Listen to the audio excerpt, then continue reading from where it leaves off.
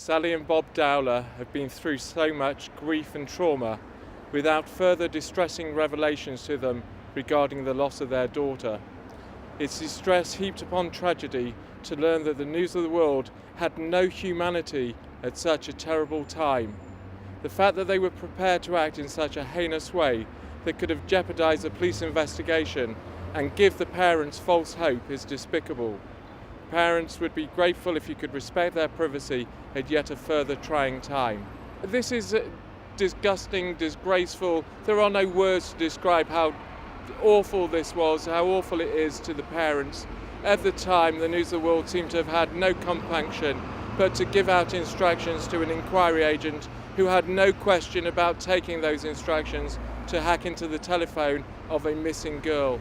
The information that has been given to Bob and Sally Dowler is that Millie's phone itself was hacked as well as their own phones. I mean, this is beyond comprehension that this could have happened. There is an article in the News of the World that suggests that the News of the World were quite proud of what they were doing, where they were making a point about someone else leaving a message. Now, if someone goes back to that and says, how did they know that? Well, then you know that they were looking or listening into the voicemails.